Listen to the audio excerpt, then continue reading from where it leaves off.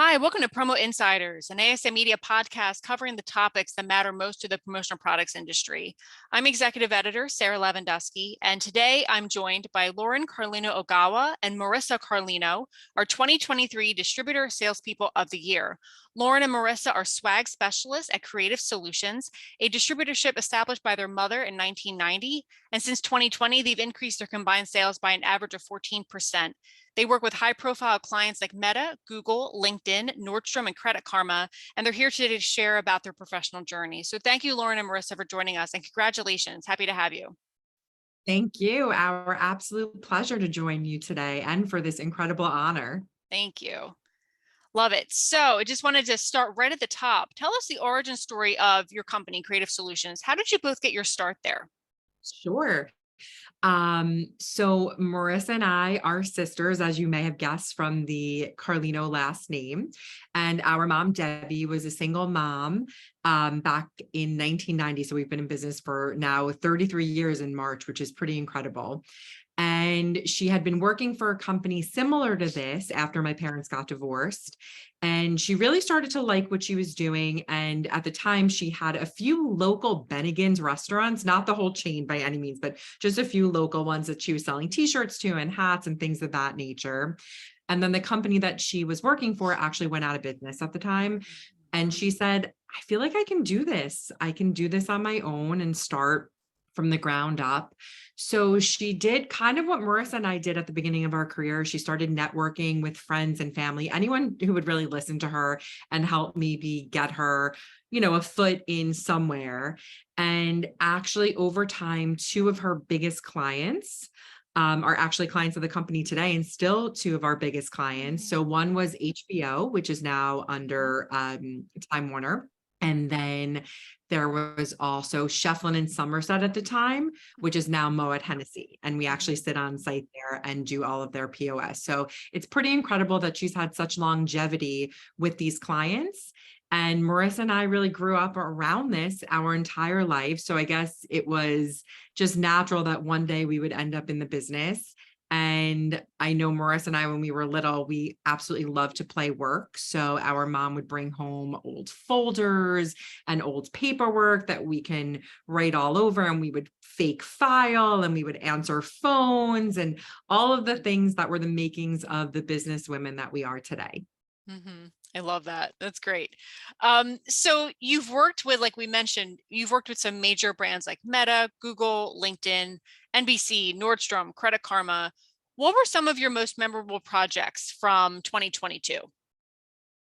One of the coolest ones was actually somewhat of an undercover project. So Meta came to us, and this was actually the end of 2021. And they had said that they had this really big event coming up. They couldn't give us much information around it, but they kept just telling us that we would get the artwork on a certain day.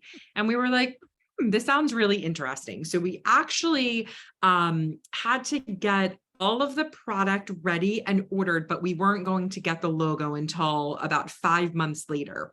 So we didn't really think much of it at the time, but then the news, of course, started circulating that Facebook was going to be changing their name and becoming a different company. So we started to kind of put two and two together. And of course, it hadn't been confirmed by Mark yet publicly, but we're like, okay, this might actually be the new company swag. So that was really cool because the morning of their new announcement that they would be Meta, we had to sign an NDA, and then we did eventually get the logo later that day. But it was so cool to be like part of that whole unveiling. And that was a really huge project because we were actually in charge of shipping swag kits with the new logo to all employees worldwide. So that was a really cool project. Yeah. Wow. Very cool to be part of that like insider path.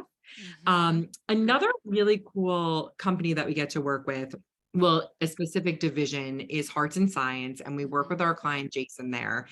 And we do boxes that celebrate different months of the year. So Black History Month, API, Jewish, Women's History, Wellness Month. So pretty much anything where we can find a reason to celebrate. And the really cool piece of that is that Jason will have us find vendors that fit within that specific narrative for the month.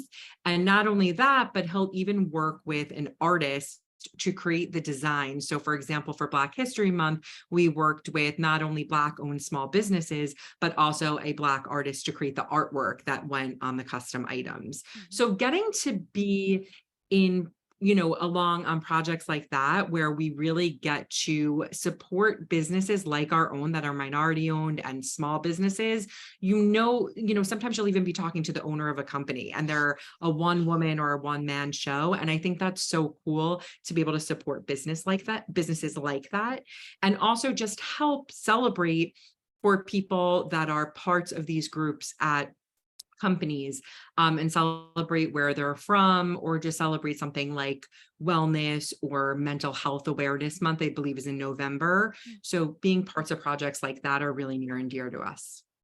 I love that. And Marissa, can you tell us the story about how you landed Meta? It's a very interesting story that started in an elevator, as I remember. Yes. So at the time, Lauren and I had been working for, doing work for AOL. And it was more of like a slower pace there. We weren't really their preferred vendor, but we had started to build some really nice relationships, and we're getting a little bit of opportunity. And there was a specific artist there that, we really had jived well with. And our understanding is that in an elevator, he passed along our information to one of the buyers at Meta, which allowed us the opportunity to get our first order at Meta. And from there, our career really, it became what it is today based on that one little opportunity and him giving our information to one person in an elevator in New York. So it turned out that a client we weren't really seeing much action with led to our biggest client. You just never know. You just never know, right? That's great. I love it. And we also talked, when we were talking for the Distributor of the Year profile for the two of you, we talked about, COVID really changing the way that business operates and how it was a scary time. Can you talk about that a little bit, how COVID has really kind of made everyone rethink what they do, how they do it, how they care for clients? What does that look like for your company in particular? Sure. We were on the precipice of our biggest year yet in 2020. Yeah. We had really incredible January and February sales, and things were really, really gearing up for an unbelievable year at the time. We were starting to do all of the ordering for a few really big events. So Google Next, LinkedIn Talent Connect, and Facebook F8. So these were going to be really quite sizable orders. We were jazzed. Our team was really grooving. We're all excited. And then literally screeching halt. I think it might have been Facebook F8 was canceled first, and then kind of everyone followed suit. Not only that, but every other client just went radio silent. And you're trying to, of course, balance the fact that each and every person at our company knows someone who has COVID. Some of us even knew people that had family members that had already passed or were really sick in the hospital. So you're thinking about this at a human level. And then you're like, but we also all have a livelihood to protect. And for Marissa and I, that meant that we also had a team that we had to protect, and we didn't want to lay anyone off or furlough anyone. It was really just such a scary time and such a confusing time for everyone. And unfortunately, because things really came to a screeching halt, we did have to we tried to stretch it out as long as we could, but we knew for the longevity and for the safety of the company in the future, we did have to furlough quite a few people pretty quickly, which was, looking back now, absolutely the wisest decision. The next few months were really, you're scrambling, right? Like, we are importers. So we're seeing how can we potentially import PPE, but in a very responsible way, because there was so much counterfeiting. So you had to be mindful of that.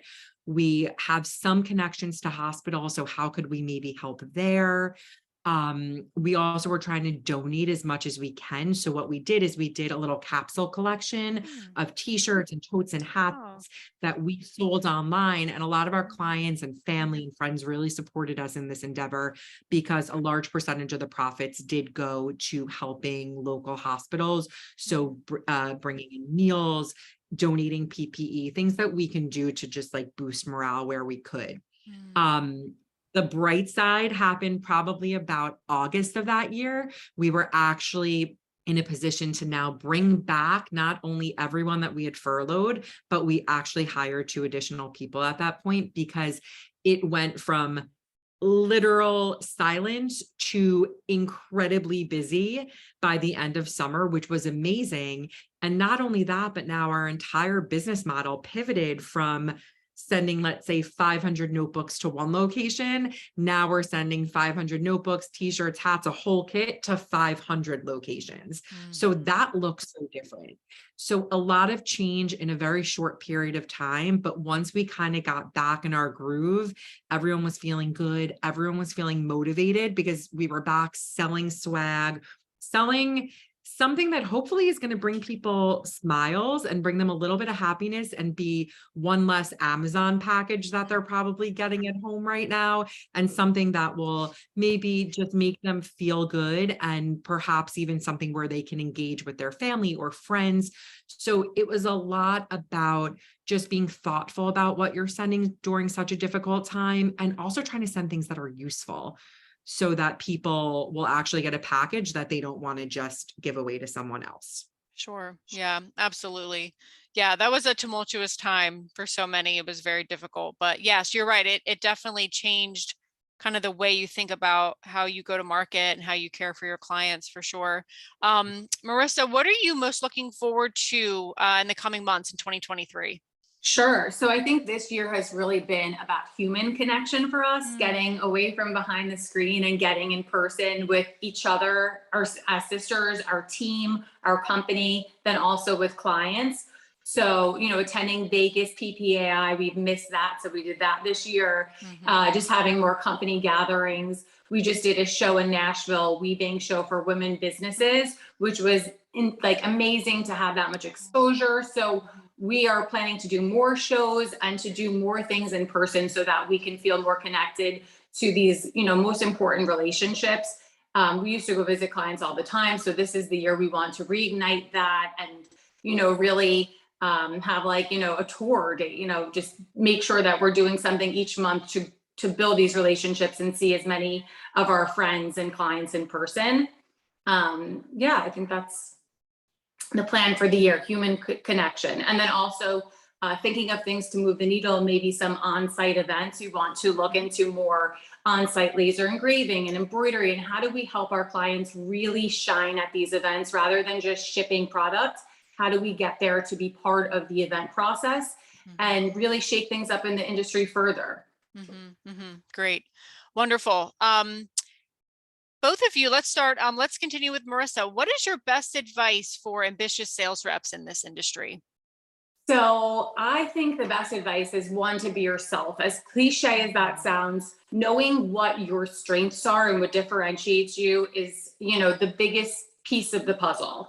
Yeah. And then in terms of things that you can be doing, I believe follow-up is the most important thing. Do not, I think people follow up once or twice, but I always say to my team, it's perfect timing does exist. You just have to not give up before it happens, because I swear there are people I've followed up with, for over a year maybe, and it has turned into one of the best relationships I have. So I really do believe follow-up is a huge piece, but knowing who you are and what you bring to the table and really nurturing that and leaning into it, and then building a team, if you're fortunate, that complements that, is the magic, the recipe right there. Awesome. Lorin, what's your best advice for sales reps? Someone once said, I don't know who this someone is, but I once heard it along the way in my career, that if you lose an order because of a penny, you don't have a pricing problem, you have a relationship problem. And that really spoke to me, because I always said, I never want to be another line on some spreadsheet where I'm just a bid.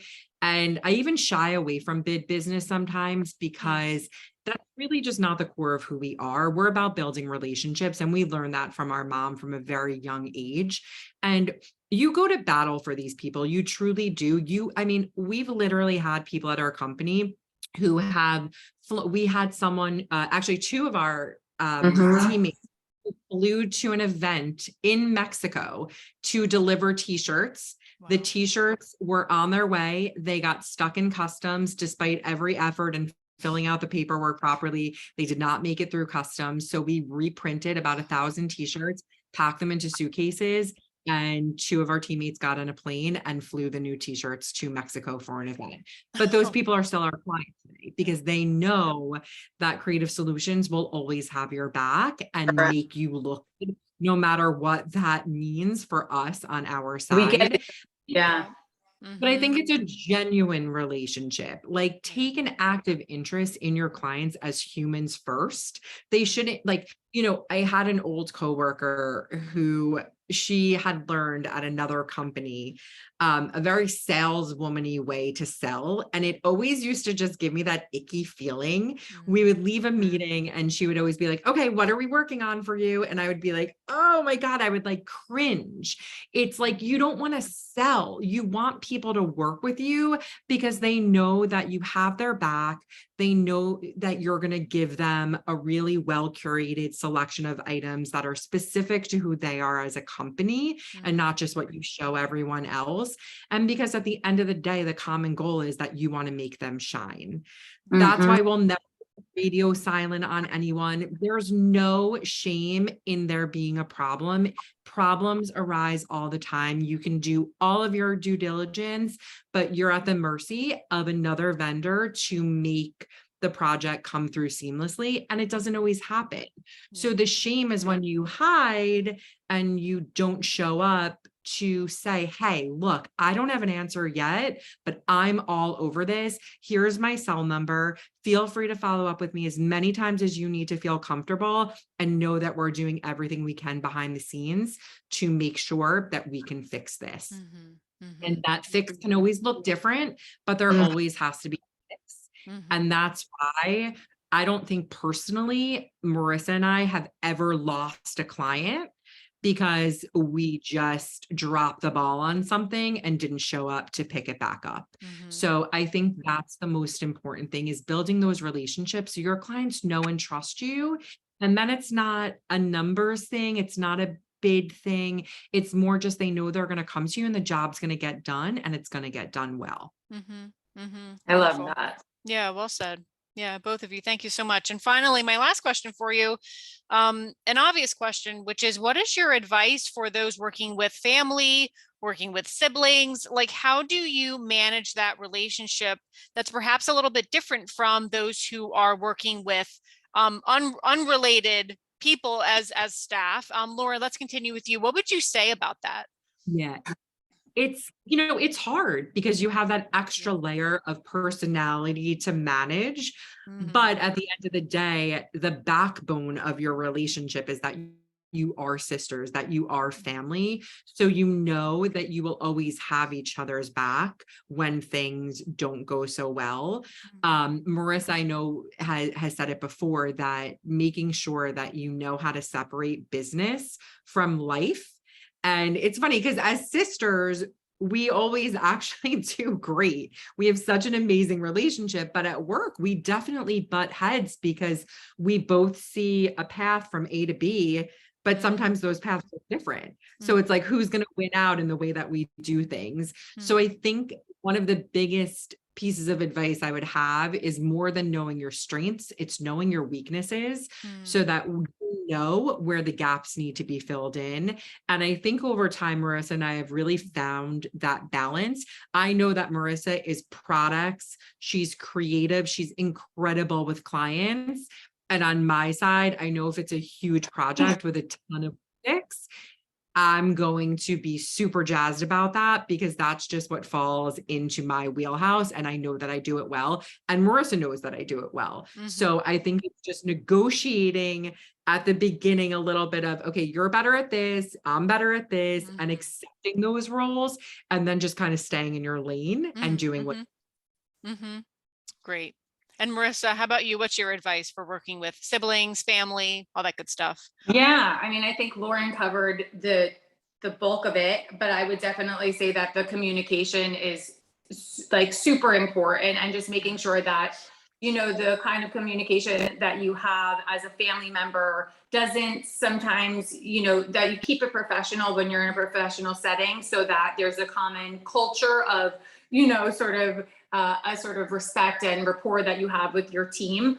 And making sure that even when we disagree, we do so respectfully and kindly. So I think that's something that we're always working on, is our communication, and also not expecting the other one to just read each other's minds, even though we're sisters, right? Is to still be forthright with our thoughts and our opinions, and leaving space for each other, right? Having the space to have different opinions, but to talk it out, and to understand that there's, you know, compromises to be made and things like that.